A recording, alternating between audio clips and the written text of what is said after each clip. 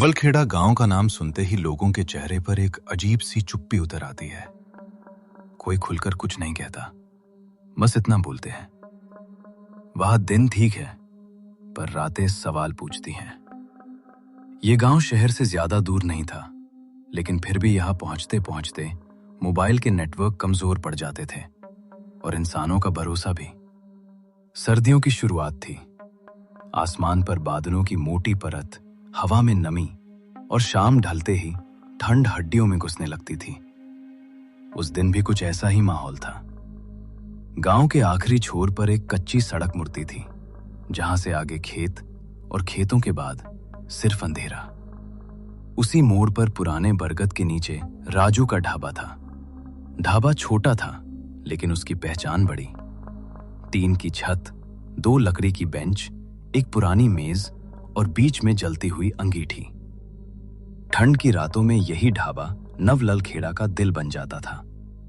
उस शाम भी 4 लोग वहां बैठे थे। राजेश, जो हर बात को मजाक में उड़ा देता था। मोहन, जो कम बोलता था लेकिन ज्यादा सोचता था। पप्पू, जिसे हर डरावनी बात में मजा आता था। और ढाबे वाला राजू, जो चाय बनाते बनाते सबकी बातें सुनता रहता था। अंगीठी की आग सुलग रही थी, चाय की भाप हवा में घुल रही थी।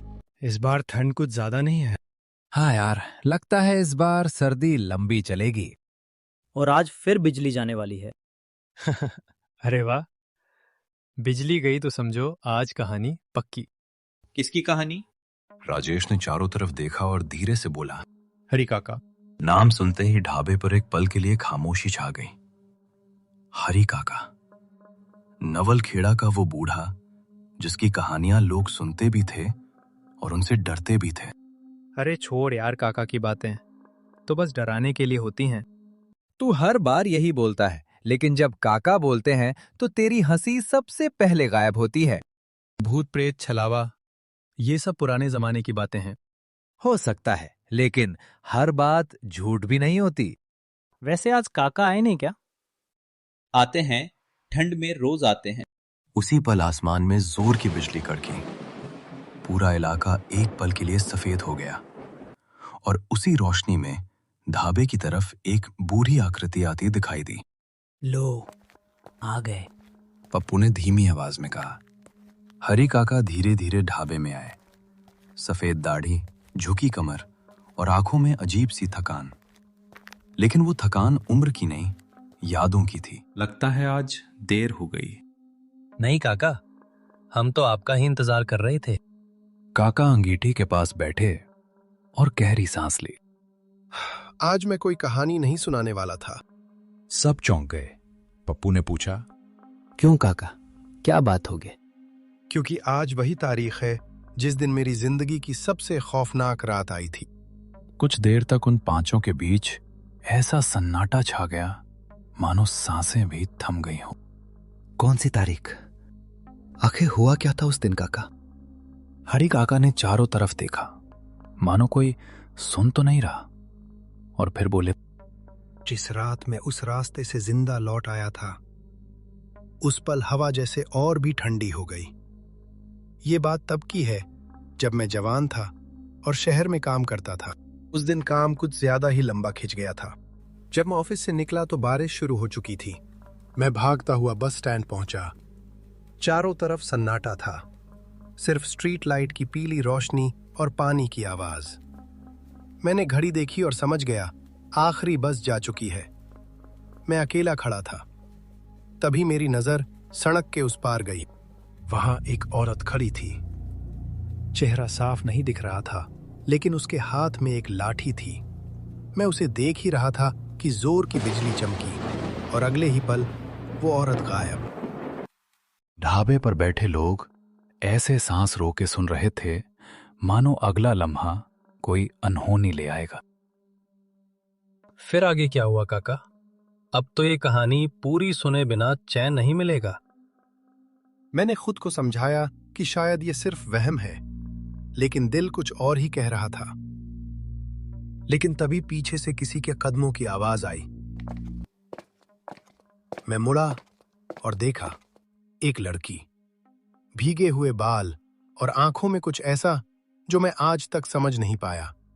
उसने मुझसे पूछा, आप ठीक हैं? आप बहुत डरे हुए लग रहे हैं। जी, पता नहीं क्यों आज इस जगह से कुछ अजीब सा डर लग रहा है। डर? अंधेरा है, बारिश है, इसमें डरने वाली क्या बात है?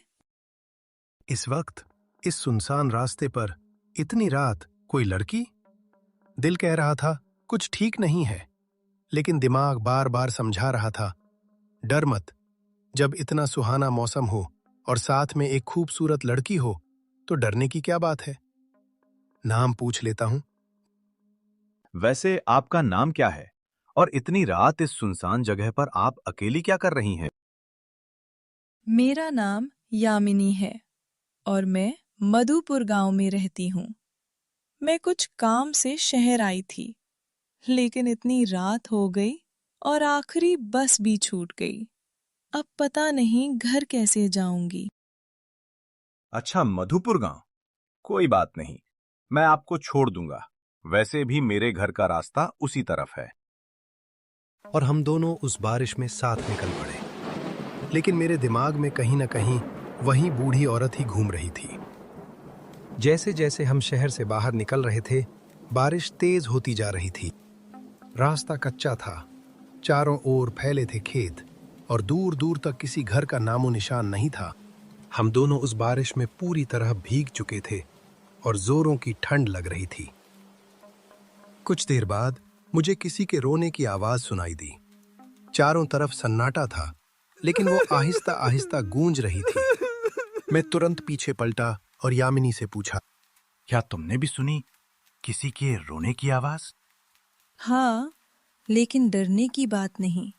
आज काली रात है और अक्सर काली रातों में यहाँ छलावा निकलता है। मजाक बहुत अच्छा कर लेती हो। बहुत हंसी आ रही है ना? जिस दिन सामना होगा, हंसी अपने आप खत्म हो जाएगी। अच्छा ठीक है, छोड़ो, चलो यहाँ से निकलते हैं। चलते चलते बात कर लेंगे। अच्छा, मुझे ये बताओ, क्या तुमने देखा है क्या उस छलावे को? हाँ, क्योंकि मैं ही छलावा हूँ। ये सुनते ही मेरा खून सूख गया। मैं जब पीछे पलटकर देखा तो वहां कोई नहीं था। अभी कुछ देर पहले जो यामिनी मेरे साथ चल रही थी, अब उस तूफानी बारिश भरी रात में मैं बिल्कुल अकेला रह गया था। मेरे दिल की धड़कन तेज हो गई। मैंने चारों तरफ देखा, लेकिन कोई नहीं था। और तभी पीछे से एक आवाज आई। डर गए? मैं मुड़ा। यामिनी मेरे सामने खड़ी थी और इस बार उसकी मुस्कान कुछ अलग थी। ये मजाक ठीक नहीं है। तुम कहाँ थी? आप ही तो कहते थे कि डर नहीं लगता। ठीक है, अब ऐसा मजाक मत करना। चलो यहां से चलते हैं।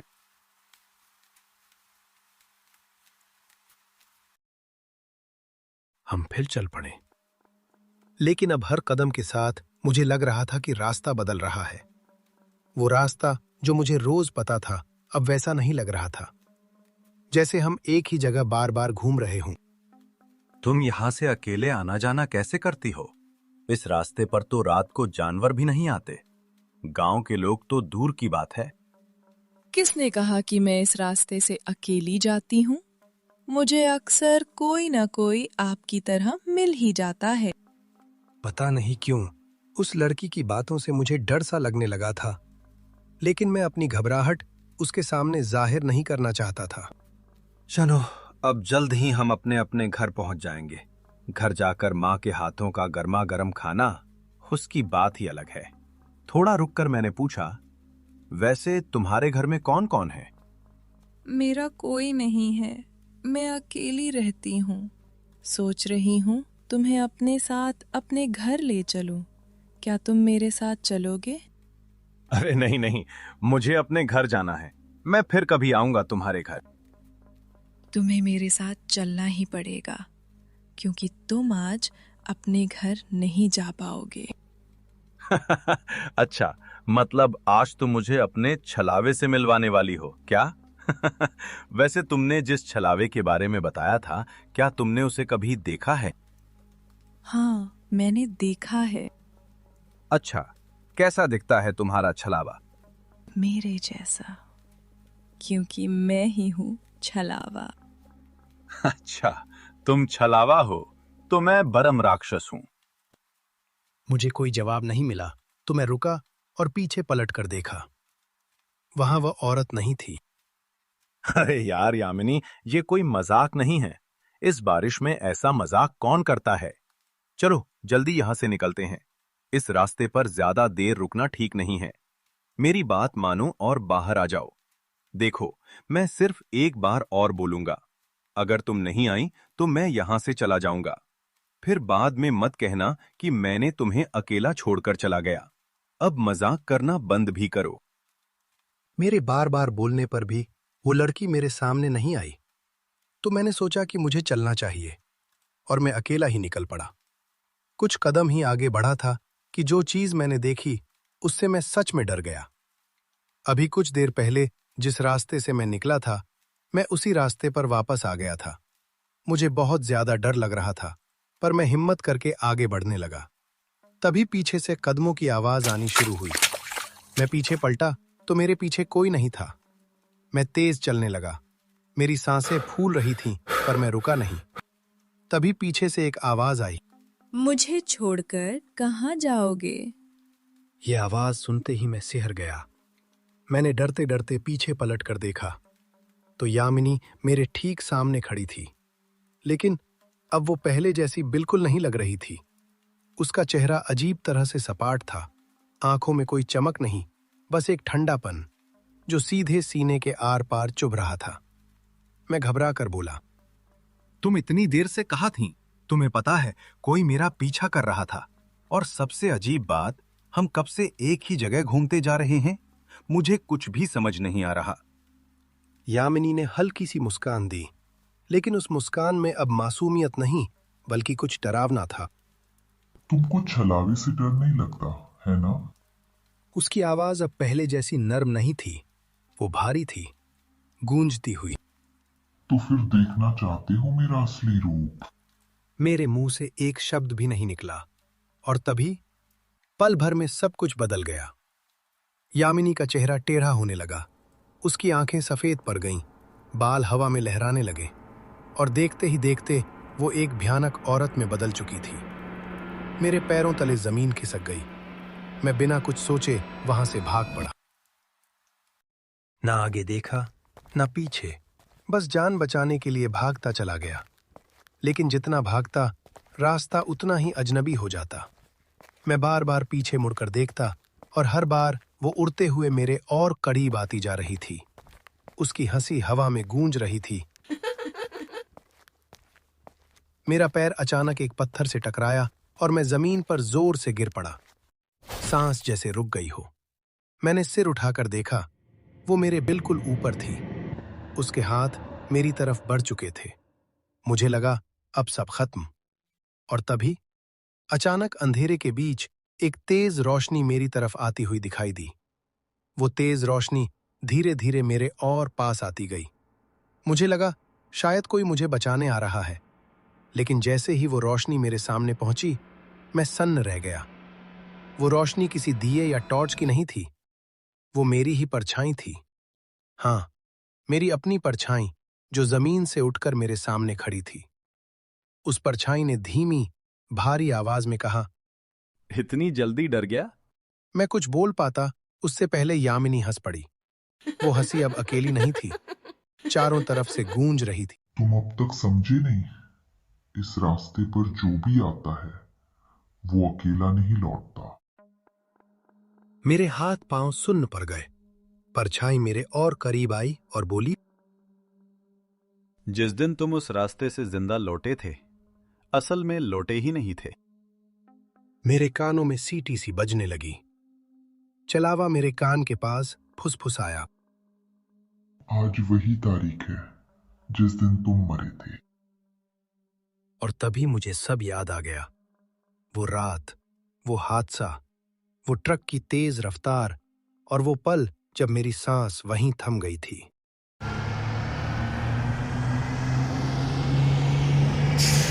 क्या चाचा, क्या हाल है? लोगे आप भी थोड़ी सी मदिरा? नहीं बेटा, हमने तो अपनी जवानी जी ली है, अब कोई इच्छा नहीं रह गई। तुम भी ये सब मत पिया करो, अच्छा नहीं होता सेहत के लिए। शराब से डर नहीं लगता साहब, आप जैसे ज्ञान देने वाले चाचाओं से लगता है। चलो चाचा, अब मैं चलता हूं, कल मिलते हैं। ठीक है बेटा, आराम से जाना, तुमको बहुत हो गई है।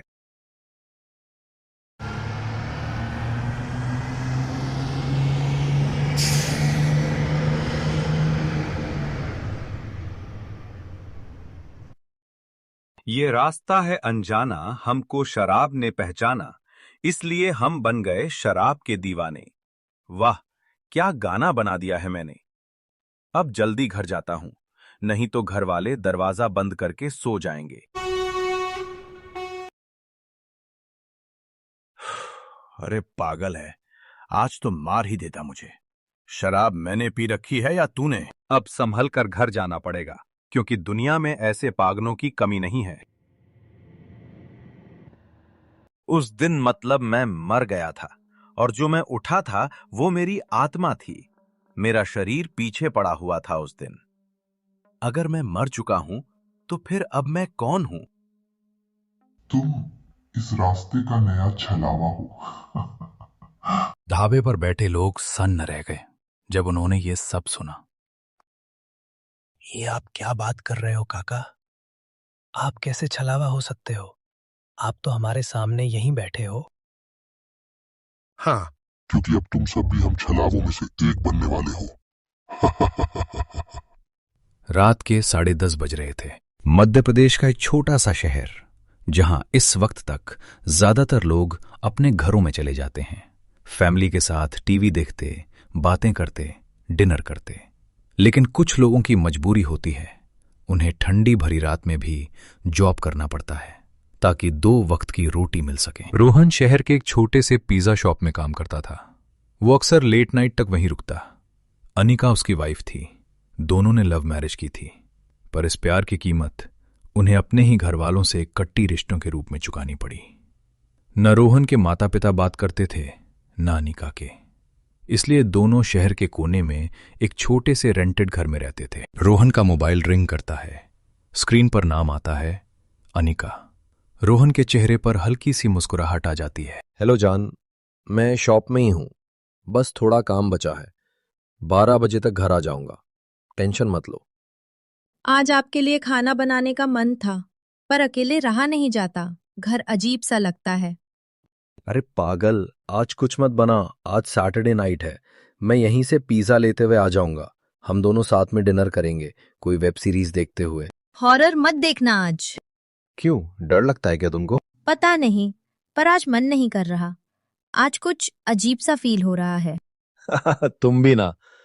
ठीक है बाबा, कुछ रोमांटिक देख लेंगे, मैं बस थोड़ी देर में आ रहा हूं, ओके? प्लीज जल्दी आना, love you. Call cut. Rohan एक गहरी सांस लेता है। लव मैरिज सिर्फ प्यार से नहीं चलती दोस्तों, उससे दुनिया के हर दर्द का सामना भी करना पड़ता है। तभी पिज्जा शॉप की लैंडलाइन जोर से बजने लगती है।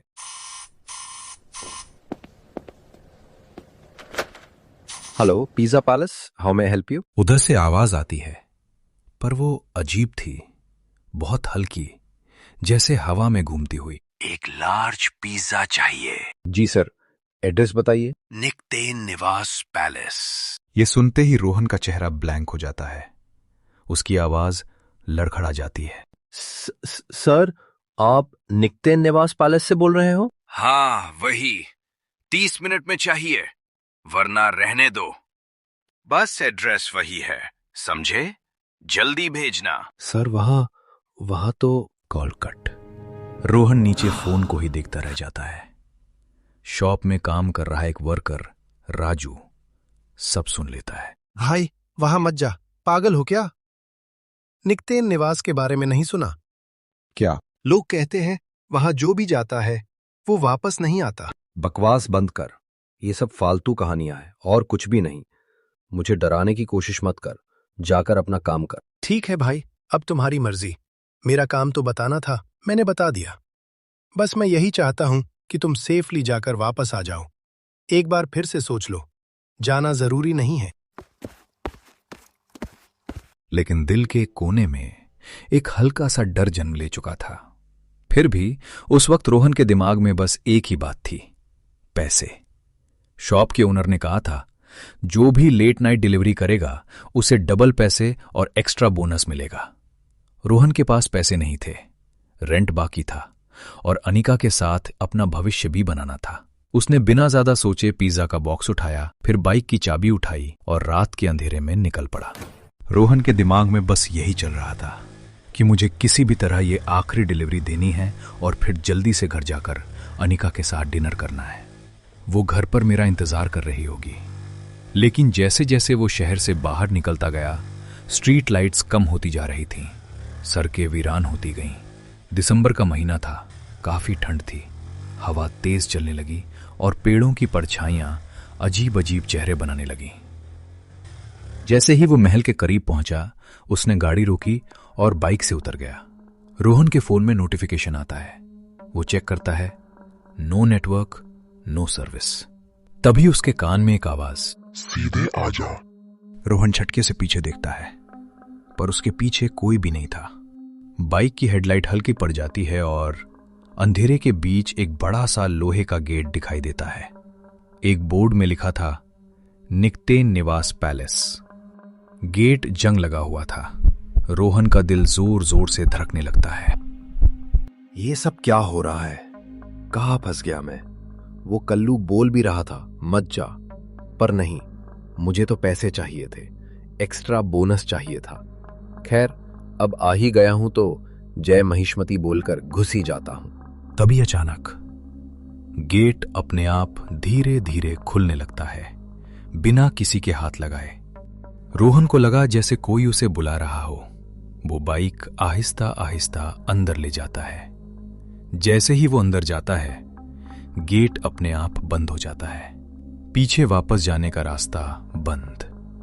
हवेली का अंधेरापन उसे निगलने को तैयार था। दूसरी तरफ अनिका, जिस नंबर से आप संपर्क करना चाहते हैं वह अभी स्विच ऑफ है, कृपया कुछ समय पश्चात प्रयास करें।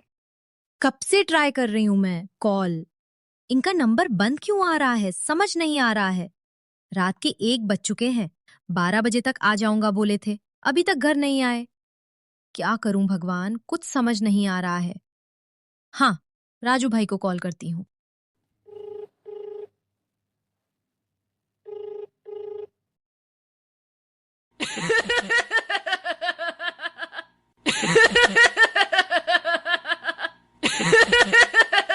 हेलो। हाँ अनिका भाभी, बोलिए। राजू भाई, आप शॉप में हो क्या? नहीं भाभी, मैं तो घर आ गया हूँ। मैं तो सो भी गया था, आप कॉल किए तो उठा हूँ। बोलिए क्या बात है, इतनी रात को कॉल किए? राजू भाई, पता नहीं रोहन कहाँ है, उनका फोन बंद आ रहा है, कुछ समझ नहीं आ रहा है। क्या रोहन अभी तक घर नहीं आया? मैंने उसको मना भी किया था, मत जा निकतेन निवास पैलेस पर, वो नहीं सुना। मतलब? नहीं कुछ नहीं भाभी, एक काम करते हैं, आप पुलिस स्टेशन पहुंचिए, मैं भी आता हूं वहां। दूसरी तरफ रोहन निकतेन निवास पैलेस के अंदर पहुंच चुका था। Hello, pizza delivery? कोई जवाब नहीं आया। हेलो, कोई है? तभी एक लड़की की धीमी सी आवाज सुनाई देती है, सीधे अंदर आ जाओ।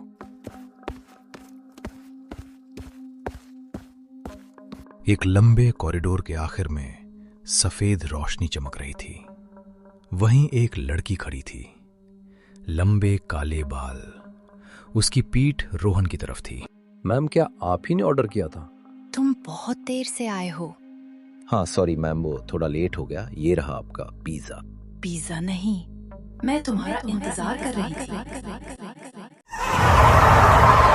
तुम भी यहीं फंसने वाले हो जैसे बाकी सब फंसे थे। अचानक पूरी हवेली में चीखों की आवाजें गूंजने लगती हैं। दीवारों पर परछाइयां उभर आती हैं। ऐसा लगता है जैसे सब रोहन की तरफ बढ़ रही हों। हर तरफ बस एक ही आवाज गूंजती है, निकतेन निवास किसी को जिंदा नहीं छोड़ता। ये क्या हो रहा है? क्यों हो रहा है? मुझे कुछ समझ नहीं आ रहा। मेरा सिर दर्द से फट रहा है। रोहन की आंखों के सामने अंधेरा छाने लगता है और वो बेहोश होकर जमीन पर गिर जाता है। अनिका और राजू पुलिस स्टेशन पहुंच चुके थे। सर, मेरे पति अभी तक घर नहीं आए हैं। उनका फोन भी बंद आ रहा है। प्लीज कुछ कीजिए। मैडम, आप शांत हो जाइए और साफ साफ बताइए कि हुआ क्या है। सर, मैं और रोहन साथ में एक पिज्जा शॉप में काम करते हैं। करीब 11 बजे एक बड़े साइज पिज्जा का ऑर्डर आया था। ओए सस्ते टोनी स्टार्क, मैंने तुझे ये पूछा था क्या कि पिज्जा स्मॉल था या लार्ज? चुपचाप असली बात बताओ, क्या हुआ था? जी सर, सॉरी। निकतेन निवास पैलेस से ऑर्डर आया था और रोहन ने वो ऑर्डर एक्सेप्ट कर लिया। क्या? निकतेन निवास पैलेस? वो तो 5 साल से बंद है। वहां से ऑर्डर कैसे आ सकता है? वहां तो एक लड़की ने काले जादू के चक्कर में अपने पूरे परिवार की बलि दे दी थी और फिर खुद भी अपनी जान ले ली थी। जी सर, मैंने रोहन को मना भी किया था, लेकिन उसने मेरी एक नहीं सुनी और ऑर्डर लेकर चला गया। तब से ही वो लापता है। अब उसका बचना मुश्किल है। वो उसे नहीं छोड़ेगी, उसकी भी बलि लेगी। जो वहां जाता है वो वापस नहीं आता। अपुन तुम्हारी मदद कर सकता है, लेकिन इसके बदले तुम्हें मुझे छोड़ना होगा। अपुन को झूठे केस में फंसाया गया है। जब तक अपुन बाहर नहीं आएगा, तुम्हारी मदद नहीं कर पाएगा। चुपचाप से बैठ जा, नहीं तो मैं अंदर आ गया ना तो अच्छा नहीं होगा। नहीं सर, अपुन को उस पैलेस का पूरा स्टोरी पता है, क्योंकि आज से 5 साल पहले अपुन का बाप गया था वहां, उस निकतेन निवास पैलेस का शुद्धिकरण करने पर। क्या बोलेगा साहब, वो डायन मेरे बाप को ही खा गई। वो बहुत शक्तिशाली है, काला जादू कर करके बहुत ताकतवर बन गई है। अपुन सच बोलेगा साहब, दिल से अपुन को अपने बाप की मौत का बदला लेना है। प्लीज अपने को भी ले चलो। ये भूत वूत भगाने का खानदानी पेशा है अपना। सर प्लीज इन्हें भी साथ ले चलिए, मेरे पति की जान बचा लीजिए। अरे मैडम, आप इस चोर की बातों में मत आइए। ये सिर्फ यहां से बाहर निकलने का रास्ता ढूंढ रहा है। सर प्लीज इन्हें छोड़ दीजिए, इन्हें हमारे साथ ले चलिए। हाँ, सस्ते टोनी स्टार्क, बोला तब से वो ही मैं सोचूं। अभी तक कोई टिप्पणी क्यों नहीं किया?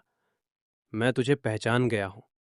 तू पिछले साल ही जेल में आया था ना, गाड़ी चोरी करते हुए पकड़ा गया था। सब याद आ गया है मुझे। जी सर, वो गलती हो गई थी, सॉरी, पर अब मैं वो काम बंद कर चुका हूं। ठीक है, चलो। लेकिन अगर वहां कुछ भी नहीं निकला तो याद रखना, ये चोर तो जेल में रहेगा ही और साथ में तू भी लॉकअप में जाएगा। इसके बाद चारों निकतेन निवास पैलेस की ओर निकल पड़ते हैं।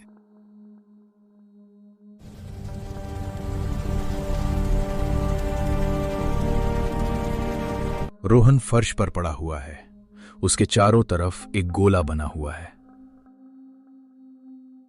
जैसे ही उसे होश आता है, वो खड़ा हो जाता है और अपने चारों तरफ उस गोले को देखता है। ये क्या है? मैं कोई सपना देख रहा था या वो सच में थी? बहुत भयानक लग रही थी। मुझे यहां से जल्दी निकलना होगा। मेरा कल्लू दोस्त सही बोल रहा था, मुझे यहां नहीं आना चाहिए था। जैसे ही रोहन उस गोले से बाहर निकलने की कोशिश करता है, उस गोले के चारों तरफ आग जलने लगती है। वो चाहकर भी उस गोले से बाहर नहीं निकल पाता। फिर अचानक तुझे क्या लगा तू इतनी आसानी से भाग सकता है? आज तेरी बलि देनी है मुझे, उसके बाद मैं इस पैलेस से आजाद हो जाऊंगी। नहीं, प्लीज मुझे छोड़ दो। मैंने क्या बिगाड़ा है तुम्हारा? मुझे जाने दो, वरना अच्छा नहीं होगा। अच्छा, क्या कर लेगा तू? मेरा क्या बिगाड़ लेगा? कोशिश करके देख ले, आज तू नहीं बचेगा। तेरी बलि देने के बाद मैं तुझे पिज्जा की तरह खा जाऊंगी। तभी अचानक पुलिस, राजू, अनिका और वो कैदी चारों अंदर आते हैं। रोहन, मैं आ गई हूँ, तुम चिंता मत करो, हम इसे नहीं छोड़ेंगे। हाँ भाई, तू बस देखते जा, हम कैसे इस भूतनी की चटनी बनाकर पिज्जा सॉस बनाते हैं। गुस्से में चिल्लाते हुए सबको मारने बढ़ी रही होती है, तभी अचानक एक त्रिशूल उठता हुआ आता है और भूतनी को घायल कर देता है। भूतनी जोर से चिल्लाती है और कहीं हवा की तरह गायब हो जाती है। अब चलो, यहां से जल्दी से बाहर निकलो। ये जगह मुझे कुछ सही नहीं लग रही है। सब बाहर की तरफ निकलने लगते हैं। तभी एक आवाज आती है। पिक्चर अभी बाकी है मेरे दोस्त, मेरा पिज्जा अभी तक मुझे मिला नहीं। तो दोस्तों, आपको कैसी लगी ये कहानी? प्लीज कमेंट्स में बताइए और लाइक शेयर भी करें। सेफ रहें, खुश रहें। मिलते हैं नेक्स्ट वीडियो में। हरे कृष्णा।